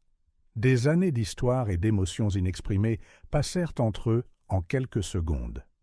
« Les enfants, » commença doucement Marie-Claire. « Voici Jean-Pierre. C'est un vieil ami de maman, et il sera plus souvent dans les parages maintenant. » Jean-Pierre s'agenouilla à leur niveau. « Bonjour Léa, bonjour Lucas, » dit-il, la voix épaisse d'émotion. « C'est un plaisir de vous rencontrer enfin. » Alors que les enfants le regardaient avec curiosité, Jean-Pierre sentit un mélange de peur et d'espoir. La route à venir serait difficile, remplie d'explications, d'ajustements et de moments probablement douloureux. Mais en regardant ses enfants, Jean-Pierre savait qu'il ferait face à n'importe quel défi. La famille qu'il n'avait jamais pensé avoir était juste là, devant lui, et il ferait tout ce qui était en son pouvoir pour réparer le passé et construire un avenir ensemble. L'enveloppe blanche semblait peser une tonne dans les mains de Jean-Pierre. Assis à la table de la cuisine de Marie-Claire, il fixait le seau du laboratoire, son cœur battant dans sa poitrine. En face de lui, Marie-Claire observait en silence, ses propres mains étroitement jointes. « Tu veux que je l'ouvre » demanda doucement Marie-Claire, brisant le silence tendu. Jean-Pierre secoua la tête. « Non, je dois le faire. » D'une main tremblante, il déchira l'enveloppe et sortit le papier. Ses yeux parcoururent les termes médicaux et les pourcentages, atterrissant sur la conclusion en gras au bas. Probabilité de paternité, 99,99%. Jean-Pierre laissa échapper une respiration saccadée, des larmes se formant dans ses yeux. « Ils sont à moi, » murmura-t-il en regardant Marie-Claire. « Ils sont vraiment à moi. » Marie-Claire hocha la tête, un doux sourire sur les lèvres. « Je n'en ai jamais douté, Jean-Pierre. Il te ressemble tellement. » Pendant un moment, ils restèrent silencieux, le poids de la confirmation planant entre eux. Puis l'expression de Jean-Pierre changea, une ombre traversant son visage. « Mais comment ?» demanda-t-il, sa voix teintée de confusion et d'une lueur de colère. « Le docteur Dubois a dit que j'étais stérile. Nous avons passé des années à essayer, Marie-Claire. »« Des années ?» Marie-Claire tendit la main, touchant doucement le bras de Jean-Pierre. « Je sais. Je ne comprends pas non plus. Peut-être devrions-nous voir le docteur Dubois et demander des explications. » Jean-Pierre hocha la tête, une détermination brillant dans ses yeux. « Oui, nous avons besoin de réponses. Tout ce que nous avons traversé, la douleur, la séparation, tout ça à cause d'un mauvais diagnostic. » Dans les jours frénétiques qui suivirent, Jean-Pierre et Marie-Claire se plongèrent dans leur enquête. Des appels téléphoniques furent passés, des dossiers médicaux demandés, et finalement, un rendez-vous fut pris avec le docteur Dubois. Le cabinet du médecin semblait plus petit que dans le souvenir de Jean-Pierre, ses murs blancs oppressants, alors que lui et Marie-Claire attendaient. Quand le docteur Dubois entra, ses yeux s'écarquillèrent de surprise en voyant le couple de nouveau ensemble. « Monsieur et Madame Lemoine » salua-t-il, hésitant. « Quelle surprise de vous voir. Comment puis-je vous aider ?» Jean-Pierre se leva, lui tendant les résultats du test de paternité. « Vous pouvez commencer par expliquer ça, docteur. » Le docteur Dubois pâlit visiblement en lisant le document. « C'est impossible. Le diagnostic était faux, » intervint Marie-Claire, la voix ferme. « Nous avons des jumeaux de 3 ans, docteur, les enfants biologiques de Jean-Pierre. » Le médecin s'affaissa dans son fauteuil, passant une main sur son visage. « Mon Dieu, je ne sais pas quoi dire. Il y a eu de toute évidence une grave erreur. »« Une erreur !» éclata Jean-Pierre, des années de douleur et de frustration bouillonnant. « Une erreur qui nous a coûté notre mariage, qui m'a fait manquer les premières années de la vie de mes enfants. » Marie-Claire posa une main sur le bras de Jean-Pierre pour le calmer, avant de se tourner vers le médecin. « Docteur Dubois, nous devons comprendre exactement ce qui s'est passé. Comment une erreur comme celle-ci a-t-elle pu se produire ?» Au cours des heures suivantes, le docteur Dubois examina minutieusement les anciens dossiers, passa des appels à des collègues et parvint finalement à une conclusion dévastatrice. « Il y a eu un mélange d'échantillons au laboratoire, » expliqua-t-il, la voix lourde de remords. « Votre test, monsieur Lemoine, a été mélangé avec celui d'un autre patient. Le diagnostic d'infertilité n'était pas le vôtre. » Le silence qui suivit fut assourdissant. Jean-Pierre sentit comme si le sol s'était dérobé sous ses pieds. Toute la souffrance, les nuits blanches, les disputes, la séparation, tout ça à cause d'une erreur aussi élémentaire. « Comment cela a-t-il pu arriver ?» demanda Marie-Claire, sa voix tremblant d'émotion. Le docteur Dubois secoua la tête, semblant plus vieux et défait. C'était une terrible erreur humaine. Le laboratoire était surchargé à l'époque. Il y a eu un défaut d'étiquetage. Il n'y a pas assez d'excuses pour ce qui vous est arrivé. » Jean-Pierre se leva brusquement, se dirigeant vers la fenêtre. Son esprit tourbillonnait avec les implications de tout ce qu'ils avaient appris. « Toutes ces années, » murmura-t-il, « tout ce que nous avons perdu. » Marie-Claire le rejoignit, posant une main sur son épaule. « Jean-Pierre, nous ne pouvons pas changer le passé. Mais maintenant, nous avons des réponses. Nous pouvons aller de l'avant. » Se tournant vers le médecin, Jean-Pierre demanda « Et les autres patients ? Combien d'autres pourraient avoir été affectés par des erreurs comme celle-ci » Le docteur Dubois sembla se ratatiner dans son fauteuil. « Je vais commencer un examen complet de tous les cas de cette période. Cela ne peut plus se reproduire. » Dans les jours qui suivirent, Jean-Pierre et Marie-Claire rencontrèrent des avocats, discutant de leurs options. La décision de poursuivre le docteur Dubois et le laboratoire pour négligence médicale ne fut pas facile, mais tous deux estimaient que c'était nécessaire. « Ce n'est pas seulement pour nous, » expliqua Marie-Claire à Jean-Pierre un soir alors qu'ils en parlaient. « C'est pour tous les autres couples qui ont pu traverser ou traversent la même chose. Nous devons nous assurer que cela ne se reproduise plus jamais. » Jean-Pierre hocha la tête, tenant la main de Marie-Claire. « Tu as raison, et peut-être que cela nous aidera à trouver une certaine forme de paix. » Le procès fut long et émotionnellement épuisant. Jean-Pierre et Marie-Claire durent revivre des années de douleur et de frustration, exposant leur histoire personnelle dans des témoignages et des audiences. Mais au fur et à mesure que l'affaire progressait, quelque chose d'inattendu se produisit. Ils commencèrent à se reconnecter. De longues conversations après les réunions avec les avocats, des moments calmes de réflexion partagée, un réconfort mutuel face à des souvenirs douloureux, tout cela reconstruisait progressivement le lien qu'ils avaient autrefois. Finalement, après des mois de bataille juridique, un accord fut trouvé.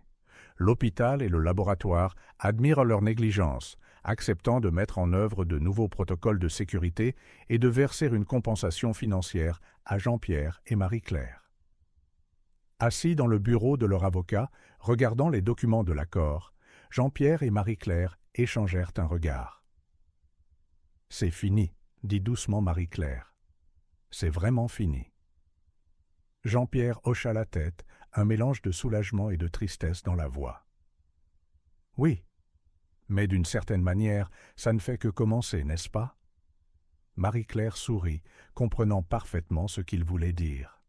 « Une nouvelle chance pour nous, pour notre famille. » En quittant le bureau, se tenant la main pour la première fois depuis des années, Jean-Pierre sentit un poids se soulever de ses épaules. Le passé ne pouvait pas être changé, mais l'avenir était plein de possibilités. « On va chercher les enfants à l'école ?» suggéra-t-il, un sourire timide sur les lèvres. Marie-Claire serra sa main, les yeux brillants. « Oui, allons-y. Il est temps que nous commencions notre nouvelle histoire, ensemble. » Et ainsi, sous le soleil de l'après-midi, Jean-Pierre et Marie-Claire marchèrent vers un avenir que, quelques mois auparavant, ils auraient jugé impossible. Un avenir de rédemption, de pardon et, par-dessus tout, d'amour. Le soleil s'était à peine levé que Jean-Pierre gara sa camionnette devant le petit appartement de Marie-Claire. Ses paumes étaient moites sur le volant, les nerfs lui tordant l'estomac. Aujourd'hui était le jour.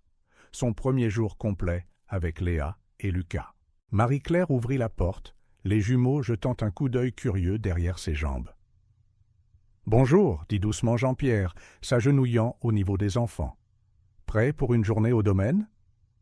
Léa, toujours plus audacieuse, fit un pas en avant. « On va voir des animaux ?» Jean-Pierre sourit, sentant son cœur fondre. « Bien sûr, princesse. Nous avons des vaches, des poules et même des lapins. » Les yeux de Lucas s'illuminèrent à la mention des lapins, bien qu'il restât silencieux. Marie-Claire observait l'interaction avec des émotions mitigées. Voir Jean-Pierre avec les enfants semblait surréaliste, un aperçu de ce qui aurait pu être, de ce qui pourrait encore être. Mais le souvenir du Jean-Pierre d'il y a 3 ans, en colère et au bord de la violence, persistait dans son esprit. « Souviens-toi, Jean-Pierre, » dit-elle doucement, alors que les enfants couraient chercher leur sac à dos. « Ils s'adaptent encore à tout ça. Vas-y doucement. » Jean-Pierre hocha la tête, la détermination claire dans ses yeux. « Je sais, Marie-Claire, je te promets d'être patient. Je veux bien faire les choses. » Le trajet jusqu'au domaine fut rempli des questions excitées de Léa et des commentaires timides occasionnels de Lucas. Jean-Pierre répondit à chacune avec enthousiasme, son cœur se gonflant à chaque rire et expression d'émerveillement des enfants. Quand ils arrivèrent, Léa et Lucas restèrent bouche bée devant les vastes champs et la beauté rustique du mas. « Waouh !» murmura Lucas, les yeux grands ouverts.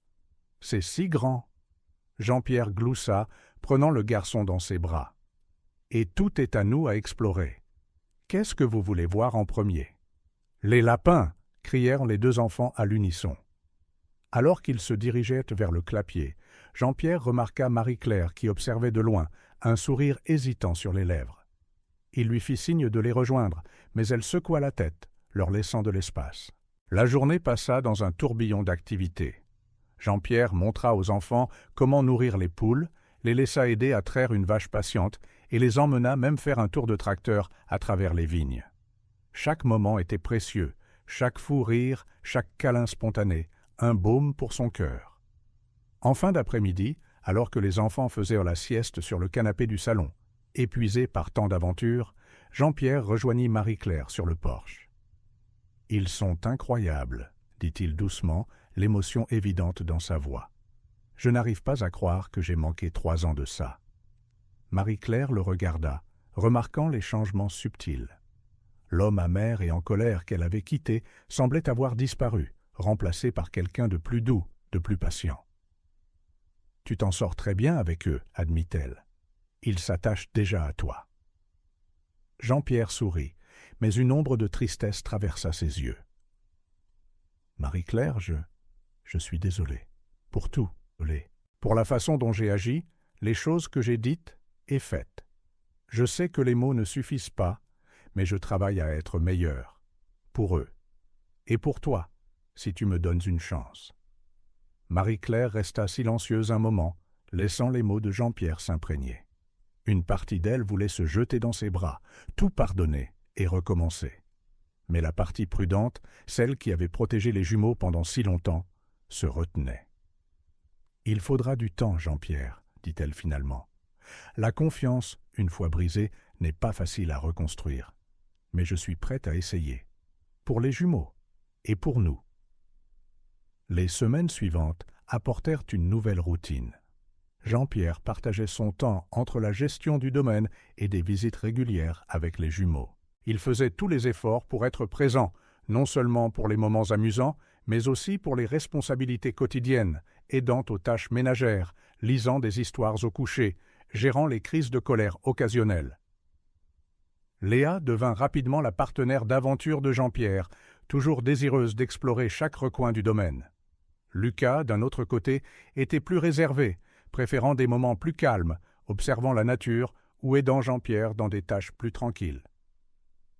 Un jour, alors que Jean-Pierre montrait à Lucas comment planter des graines dans le jardin, le garçon leva les yeux vers lui avec de grands yeux verts et demanda « Pourquoi tu ne vivais pas avec nous avant ?» Jean-Pierre sentit son cœur se serrer.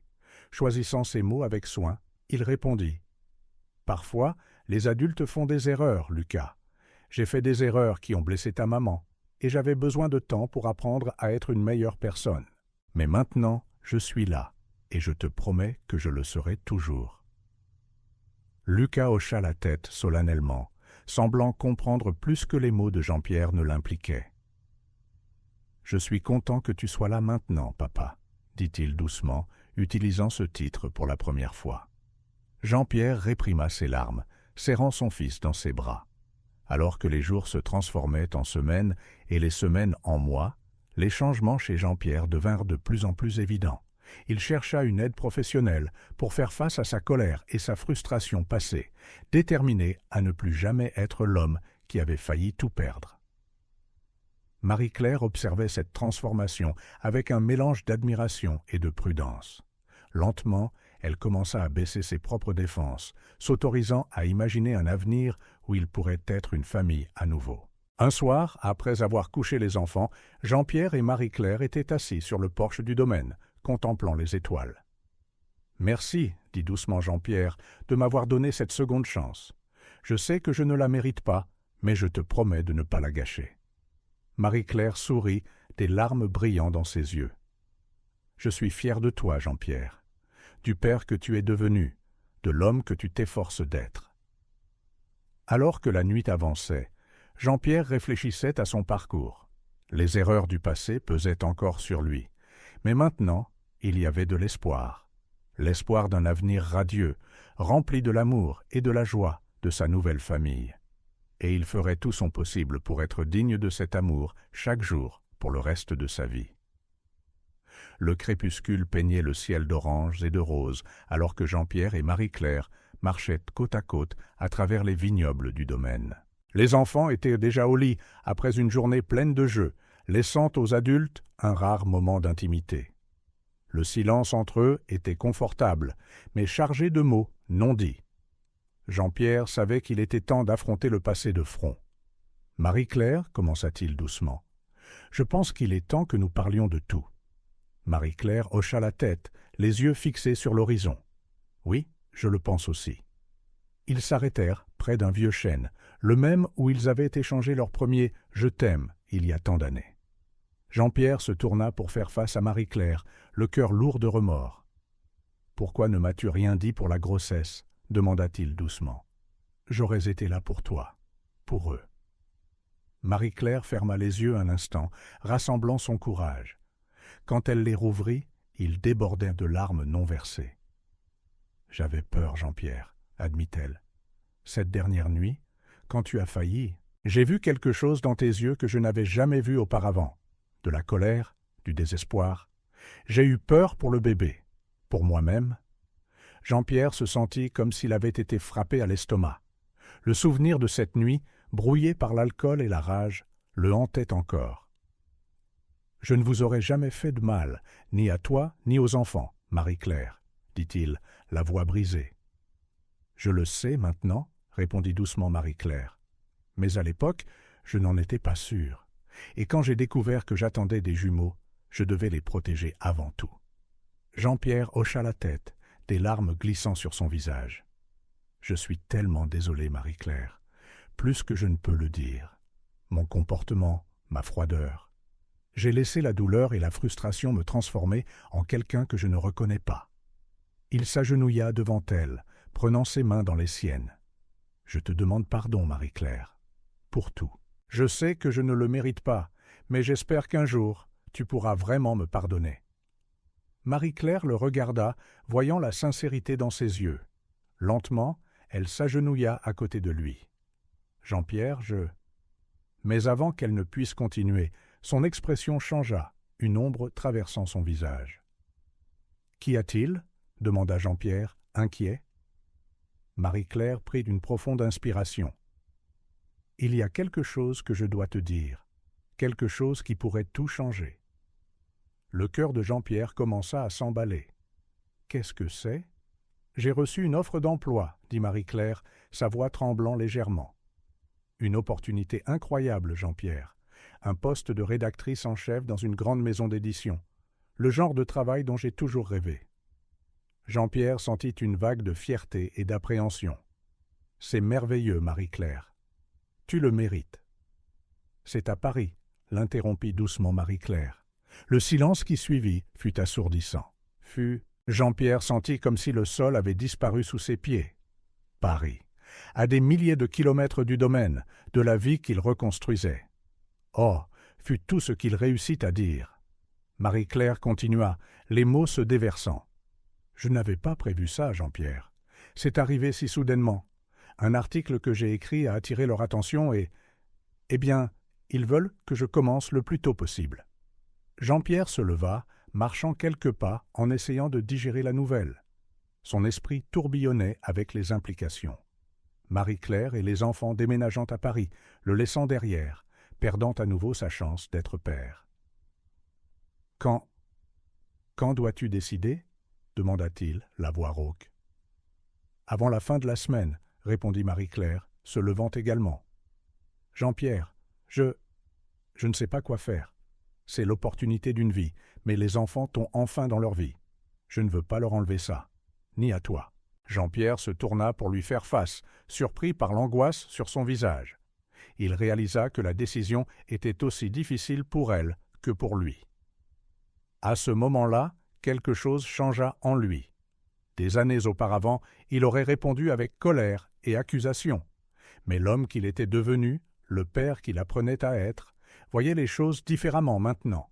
« Vends le domaine, » dit-il soudainement. Marie-Claire cligna des yeux, confuse. « Quoi ? Vends le domaine ?» répéta Jean-Pierre, une nouvelle détermination dans la voix. « Je viendrai avec vous à Paris. » La mâchoire de Marie-Claire tomba. « Jean-Pierre, tu ne peux pas être sérieux. Ce domaine, c'est ta vie, ton héritage. » Jean-Pierre se rapprocha, prenant les mains de Marie-Claire dans les siennes. « Non, Marie-Claire, toi et les enfants êtes ma vie. Le domaine, ce n'est que de la terre et des bâtiments. Je peux trouver du travail à Paris, peut-être même lancer ma propre entreprise. Ce qui compte, c'est que nous restions ensemble. » Des larmes commencèrent à couler sur le visage de Marie-Claire. « Mais Jean-Pierre, c'est un sacrifice énorme. »« Ce n'est pas un sacrifice quand c'est par amour, » répondit doucement Jean-Pierre.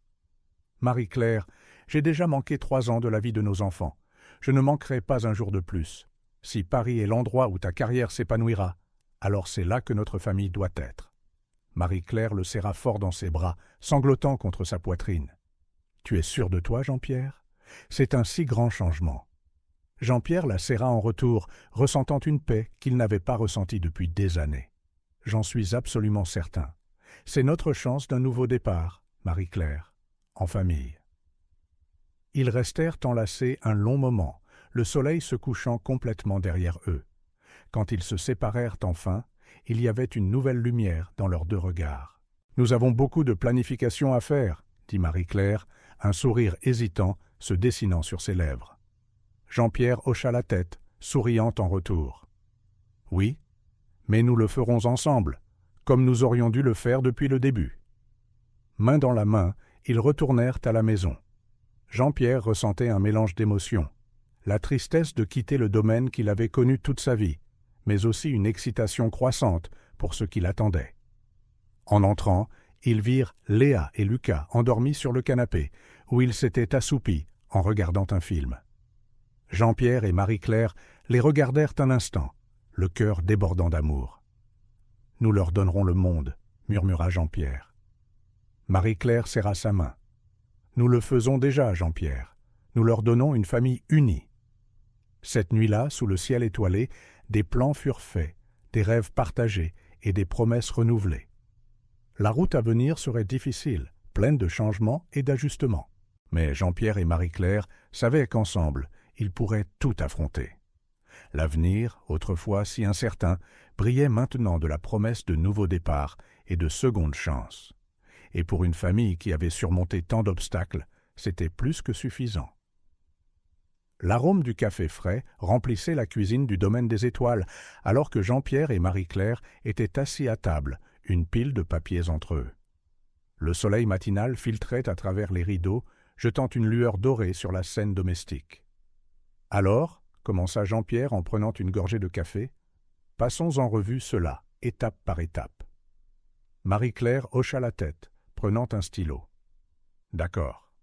Pour déménager à Paris, ma carrière ferait un bond de géant. Les enfants auraient accès à d'excellentes écoles et à des expériences culturelles diverses. » Jean-Pierre continua. « Contre, nous serions loin de la famille et des amis. Le coût de la vie est beaucoup plus élevé et je devrais repartir de zéro professionnellement. » Ils passèrent la matinée à discuter, pesant chaque aspect de la décision. Leurs voix s'élevaient parfois en désaccord, mais revenaient toujours à un ton de respect mutuel. « Jean-Pierre, » dit doucement Marie-Claire après une pause, « je sais à quel point ce domaine compte pour toi. C'est l'héritage de ta famille. Es-tu sûr de vouloir y renoncer ?» Jean-Pierre regarda par la fenêtre les vignobles qu'il connaissait si bien. « C'est difficile, je ne vais pas mentir.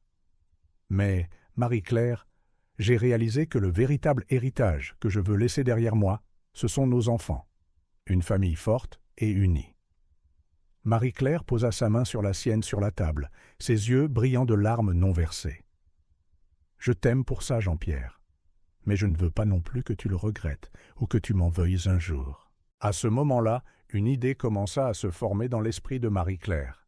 « Et si nous pouvions avoir le meilleur des deux mondes ?» Jean-Pierre pencha la tête, curieux. « Que veux-tu dire ?»« Je vais appeler la maison d'édition, » expliqua Marie-Claire, l'excitation grandissant dans sa voix. « Je vais voir si je peux négocier un arrangement de travail flexible. Peut-être que je peux travailler à distance la plupart du temps, avec des voyages occasionnels à Paris. » Les yeux de Jean-Pierre s'illuminèrent à cette possibilité. « Ce serait parfait. Nous pourrions rester ici, mais tu aurais toujours la chance d'avancer dans ta carrière. » Marie-Claire prenait déjà le téléphone, un sourire déterminé sur le visage. « Je vais passer cet appel tout de suite. » Les jours suivants furent des montagnes russes d'émotions, alors que Marie-Claire négociait avec l'éditeur. Il y eut des moments de doute et de frustration, mais aussi d'espoir. Finalement, après ce qui sembla une éternité, Marie-Claire raccrocha le téléphone avec un sourire radieux. « Ils ont accepté !» s'exclama-t-elle en se jetant dans les bras de Jean-Pierre. « Je peux travailler d'ici, avec des voyages mensuels à Paris. C'est un poste légèrement différent de l'offre initiale, mais c'est parfait !» termina Jean-Pierre, la serrant fort dans ses bras. C'est la solution idéale pour notre famille. » La décision étant prise, Jean-Pierre et Marie-Claire commencèrent à planifier leur avenir ensemble. Le domaine, autrefois uniquement le domaine de Jean-Pierre, bourdonnait maintenant d'une énergie renouvelée. Marie-Claire transforma l'une des pièces vides en son bureau, tandis que Jean-Pierre explorait des moyens d'agrandir et de moderniser les opérations du domaine. « J'ai réfléchi, » dit Jean-Pierre un soir, alors qu'ils travaillaient ensemble dans la cuisine. « Nous pourrions lancer une ligne de produits biologiques. Il y a un marché en pleine croissance pour ça, et avec tes contacts à Paris, nous pourrions vraiment faire quelque chose de grand. » Marie-Claire sourit, aimant l'étincelle entrepreneuriale dans les yeux de Jean-Pierre. « C'est brillant. Nous pourrions même écrire un livre ensemble sur l'agriculture durable et la vie de famille. » Tandis que les adultes s'adaptaient à leur nouvelle dynamique, Léa et Lucas traversèrent leurs propres ajustements. Au début, il y eut de la confusion et quelques crises de colère. « Mais pourquoi papa est toujours là maintenant ?» demanda Léa un jour, sa voix empreinte de curiosité et d'une pointe de jalousie face à l'attention partagée de Marie-Claire.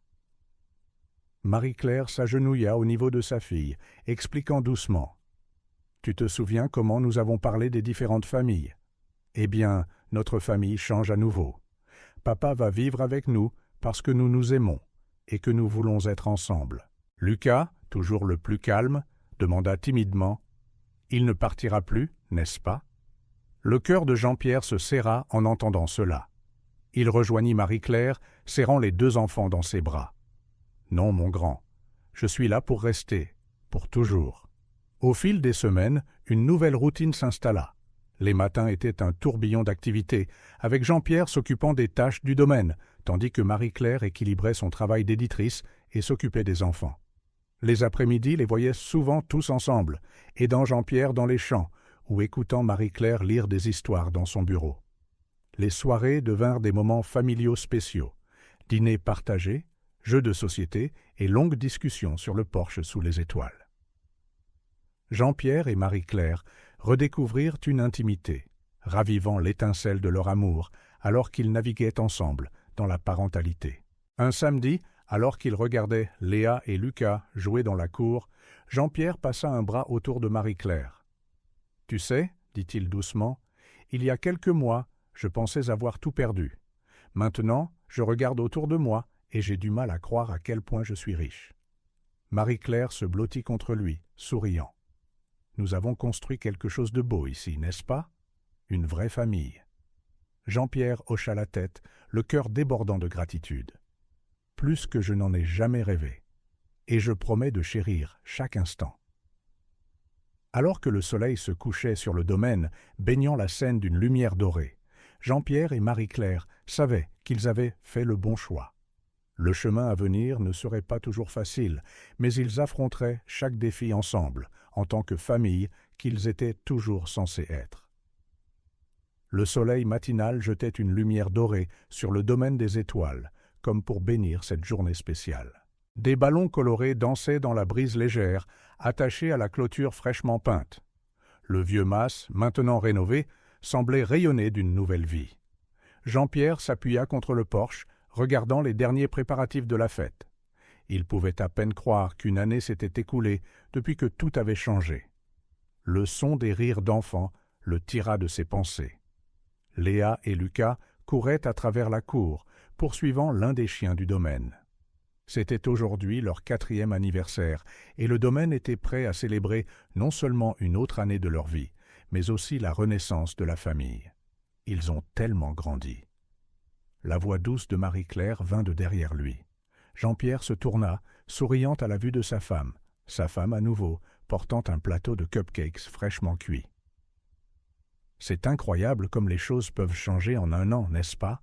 répondit Jean-Pierre, prenant le plateau pour l'aider. Alors qu'ils marchaient ensemble vers la table de fête dans le jardin, les souvenirs de l'année écoulée affluèrent. Il y avait eu des défis, bien sûr. L'adaptation n'avait été facile pour aucun d'entre eux. Jean-Pierre se souvenait de nuits où il se réveillait en sueur, craignant que ce ne soit qu'un rêve et qu'il retournerait à sa vie solitaire. Marie-Claire se rappelait des moments où la pression d'équilibrer son nouveau travail et sa vie de famille semblait écrasante. « Tu te souviens quand j'ai failli rater la date limite de mon premier grand projet parce que Lucas est tombé malade » rit doucement Marie-Claire. Jean-Pierre hocha la tête, se souvenant clairement. « Tu es resté debout 36 heures d'affilée, t'occupant de lui et finissant le travail. » Je ne m'étais jamais senti aussi impuissant et fier à la fois. Mais pour chaque moment difficile, il y en avait des dizaines de précieux. La première fois que Léa a appelé Jean-Pierre « papa », sans hésitation. La fierté sur le visage de Lucas quand Jean-Pierre lui a montré comment planter des graines. Les soirées où toute la famille se blottissait dans le salon, lisant des histoires ou profitant simplement de la compagnie des uns et des autres. Le bruit des voitures approchant les ramena au présent. Les invités commençaient à arriver pour la fête. « Nous ferions mieux de nous préparer », sourit Marie-Claire, donnant à Jean-Pierre un rapide baiser sur la joue avant de rentrer. Des heures plus tard, le domaine grouillait de vie et de joie.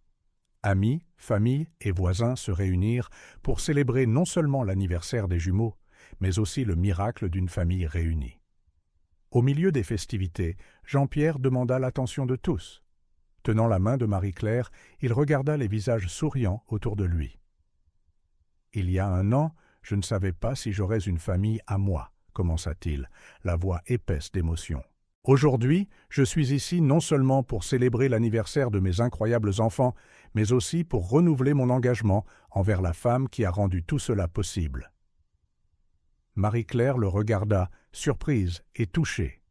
Jean-Pierre s'agenouilla, sortant une petite boîte de sa poche. « Marie-Claire Lemoine, me ferais-tu l'honneur de m'épouser à nouveau ?» Des larmes coulaient librement sur le visage de Marie-Claire alors qu'elle hochait la tête, sans voix.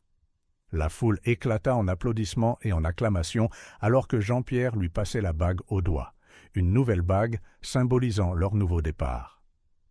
Là, sur place, au milieu du jardin décoré pour un anniversaire, Jean-Pierre et Marie-Claire renouvelèrent leurs vœux.